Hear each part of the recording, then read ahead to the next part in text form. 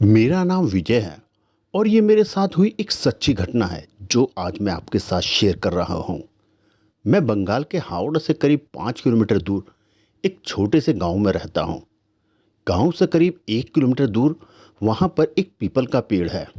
ये पेड़ इतना विशाल है जिसकी शाखाएं बहुत लंबी लंबी हैं और ऊपर से नीचे आते हुए ये ज़मीन को छूती हैं।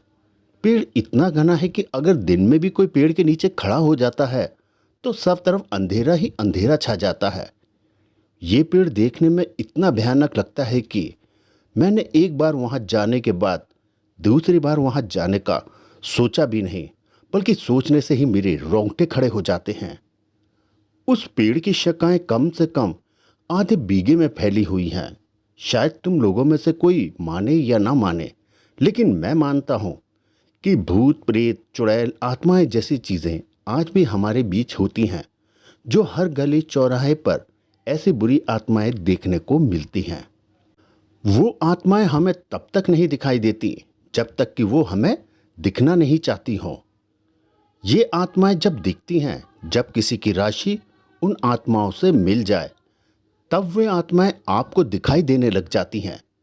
आज मैं आपको ऐसी ही एक सच्ची घटना के बारे में बताने जा रहा हूं, जिसको याद करके ही मेरे रोंगटे खड़े हो जाते हैं। बात उन दिनों की है जब हम बच्चे थे। मैं और मेरा दोस्त उन पीपल के पेड़ पर खेलने जाया करते थे। उस पेड़ की शाखाओं पर हम अक्सर झूला झाल डाल कर ही झूला करते थे। उस पेड़ की छाया इतनी घनी थी कि सारे पक्षी उसी पर आकर बैठा करते थे और हम लोग गर्मियों में उस पेड़ पर जाकर झूला झूला करते थे। बहुत मज़ा आता था। वैसे उस पेड़ के बारे में लोग कहते हैं कि उस पेड़ पर आज भी भूत प्रेत या आत्माओं का साया है, पर हम तो बच्चे, हम कहाँ ऐसी बातों को मानने वाले थे। बस रोज उस पेड़ पर खेलने के लिए चल दिया करते थे। एक दिन मैं और मेरा दोस्त उस पेड़ पर बिना किसी को बताए खेलने के लिए चले जाते हैं। दोपहर का समय था और हम तीन दोस्त उस पेड़ के पास में पहुंच जाते हैं। अभी करीब 12 ही बजे हुए थे। हम लोगों ने प्लान बनाया कि हम लोग ऊंचाई पर जाकर छिप जाएंगे। जब दूसरे हमारे दोस्त आएंगे तो हम लोग उन्हें भूत बनकर डराएंगे। हमने अपने अपनी पैंट में कुछ पत्थर रख लिए और ऊपर चढ़ गए। दोस्तों, एक बात और बता दूं, उस पेड़ से थोड़ी सी ही दूरी पर एक कुआं है जिस पर कोई नहीं रहता था। बस एक रस्सी और एक बाल्टी के सिवाय वहां आसपास कुछ भी नहीं था। हम लोग जब खेल खेल कर थक जाते थे तो वहां जाकर हम अक्सर पानी पिया करते थे। 1 बजे का टाइम था जब हम लोग इंतजार करके थक गए। वो लोग आए तो नहीं, तो हम में से एक ने कहा कि चलो क्यों ना इतने पानी पीकर आ जाएं। तो मैंने उनसे कहा कि मुझे तो अभी प्यास नहीं लगी, अगर तुम्हें पीना है तो तुम जाकर पी सकते हो। वो लोग पेड़ से उतरकर पानी पीने के लिए चले गए। दोपहर का समय था, सूरज अपनी फुल तपन पर था। जोर जोर से लू चल रही थी और हवा के गोल गोल झुंड बनकर उड़ते हुए आ रहे थे। आप लोग जानते होंगे कि गांव में इन गोलाकारों को दंदूरा भी कहते हैं। एक ऐसी ही हवा का गोला मैंने पीपल की ओर आते हुए देखा। बड़ी धूल उड़ाए हुए वो आया और पीपल के सारे पत्तों की आवाज करने लगा, खड़ खड़ खड़ खड़, और कुछ पत्ते तो टूटकर जमीन पर भी गिर गए। धूल की वजह से तो मेरी आंखें भी बंद हो गईं और पेड़ पे बैठे हुए सारे पक्षी अब उड़ चुके थे। अब एकदम से मैंने जब आंखें खोली तो क्या देखता हूं कि एक काली सी शक्ल का बड़े बड़े बालों वाला डरावना इंसान जो ठीक मेरे सामने वाली डाल पे बैठा है। एकदम से मेरे डर के मारे मेरे तो हाथ पैर फूल गए। जिस पेड़ पे बैठा हुआ था उसकी शाखा मेरे हाथ से टूट छूट जाती है और मैं नीचे आके गिर जाता हूँ। गिरते ही मैं बेहोश हो जाता हूँ। अब मेरी आंखें खुली तो देखा कि मेरे दोस्त पानी पीकर लौट आए हैं और वो मुझे उठा रहे हैं। उन्होंने उठाकर मुझे बिठाया और नीचे पीपल के पत्ते काफ़ी इकट्ठे हुए थे, इसलिए मेरे ज़्यादा चोट तो नहीं लगी थी, लेकिन हाँ, मेरे पैर में कुछ चोट आई थी जिसकी वजह से खून भी निकल आया था। जब मेरे दोस्त ने पूछा कि क्या हुआ तो मैंने उन्हें सारी बात बताई कि अभी इस पेड़ पर मैंने भूत देखा। ये सुन सारे दोस्त समझ रहे थे कि आज ये हमें डरा रहा है। उन्होंने कहा कि लगता है तुझे प्यास लगी है, तू ऊपर से इसलिए गिर गया है। उन्होंने कहा कि तू कुएं पे जाकर पानी पीकर आ, तब तक हम यहीं बैठे हैं। उनकी जिद करने की वजह से मुझे पानी पीने जाना पड़ा। मैं वैसे भी बहुत डरा हुआ था, इसलिए पानी पीकर कुछ अपने आप को शांत करना चाहता था। और मेरे हाथ पैर तो मानो कांप रहे थे और मन ही मन सोच रहा था कि बस आज मैं कैसे भी यहाँ से चला जाऊं। कल से मैं इस पेड़ पर कभी नहीं आऊँगा। अब मैंने बाल्टी पानी लेने के लिए कुएं के अंदर डाली। जैसे ही कुएं में बाल्टी पहुंची, एकदम से आवाज़ आई। वो आवाज़ ऐसी लग रही थी जैसे कोई पानी में बार बार कूद रहा हो। अब मैं और डर गया था, जबकि रस्सी तो मैंने आराम से पकड़ रखी थी, तो ये आवाज़ कैसे आ सकती है। अब मैंने कुएं में झांक कर देखा। कुएं के पानी में मुझे फिर से वही चेहरा नजर आया जो अभी कुछ देर पहले मैंने पीपल के पेड़ पर देखा था। ये देख मैं एकदम से पीछे हट गया। अब मुझे ऐसा लगा जैसे कि मैं पीछे किसी से अचानक से टकराया हूं।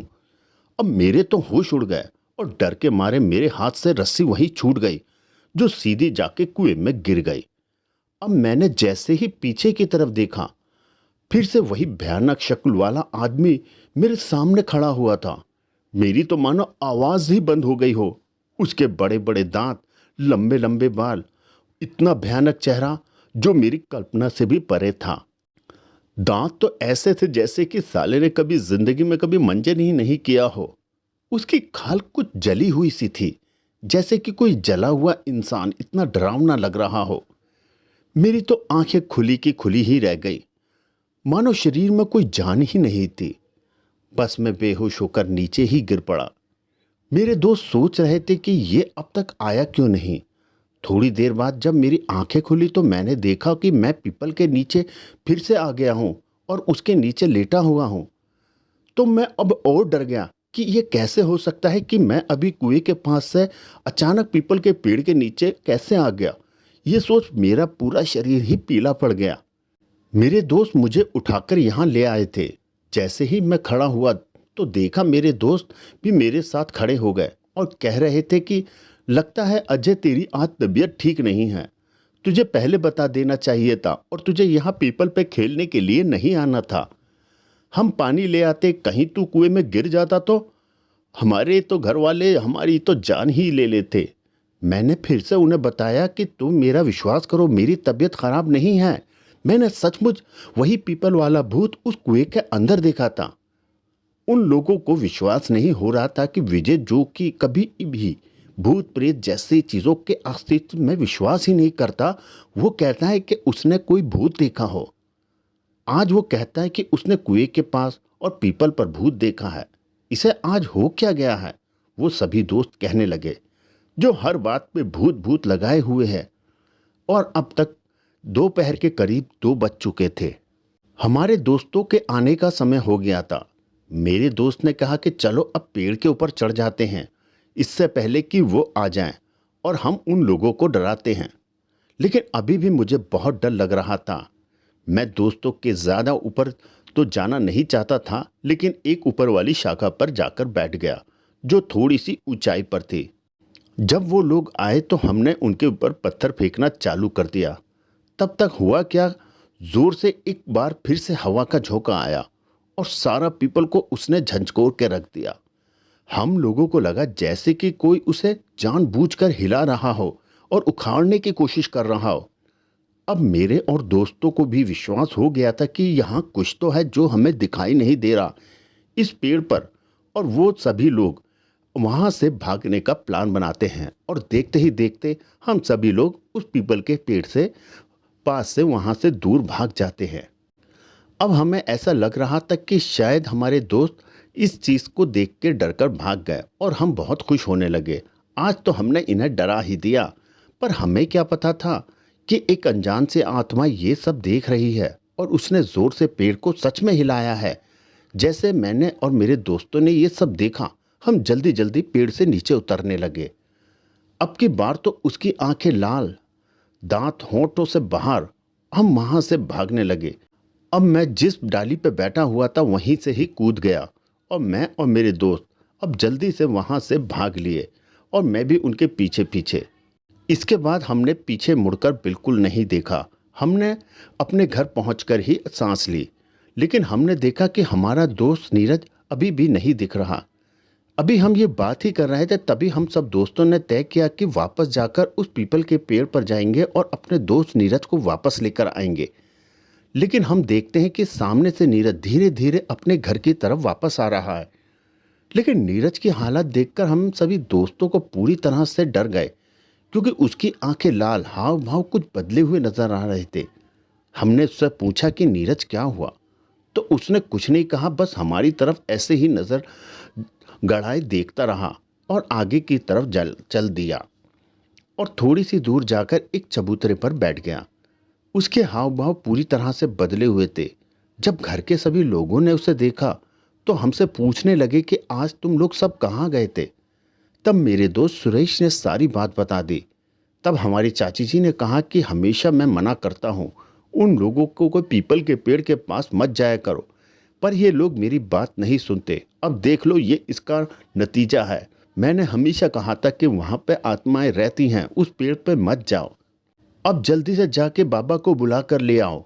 हमारे ही गांव में एक बाबा हैं जो भूत प्रेत या आत्माओं को भगाने के लिए जाने जाते हैं और वो तंत्र मंत्र इन चीज़ों में बहुत ही माहिर हैं। लोग उनको बाबा जी कहकर बुलाते हैं। मैं उन्हें उनके घर से बुलाकर लाया। मेरे साथ चलने से पहले उन्होंने कुछ नींबू मिर्च और कुछ राख जैसी चीज़ अपने पास रखी हुई थैली में रख ली और जल्दी से मेरे साथ चल दिए और मैं भी उनके पीछे पीछे चल दिया। बाबा जी वहाँ पहुँचे और पहुँचते ही सब कुछ समझ गए और कहने लगे कि भाई तू यहाँ क्या लेने आया है। लेकिन नीरज कुछ नहीं बोला, वो चुप रहा। तब बाबा जी बोले, तू ऐसे नहीं बताएगा, और फिर ज़मीन पर बैठ गए। फिर उन्होंने अपनी थैली से नींबू मिर्च निकाला और उसे अपने आगे रख दिया। इसके बाद थैले से वो राख निकाली। तब उन्होंने उस पर कुछ मंत्र पढ़े और उस राख को नीरज के ऊपर फेंक दिया। उसके बाद उन्होंने वो नींबू और मिर्च भी उसके ऊपर फेंक दिया। फिर नीरज का कान पकड़कर बोले, बता तूने इस लड़के को क्यों पकड़ा है और कौन है तू और कहाँ से आया है। तब उसने बताया कि मैं पास के ही पीपल के पेड़ पर रहने वाला भूत हूँ। ये लोग मुझे दोपहर के समय सोने नहीं देते, इसलिए मैंने इनको डराया है और इसको पकड़ लिया है।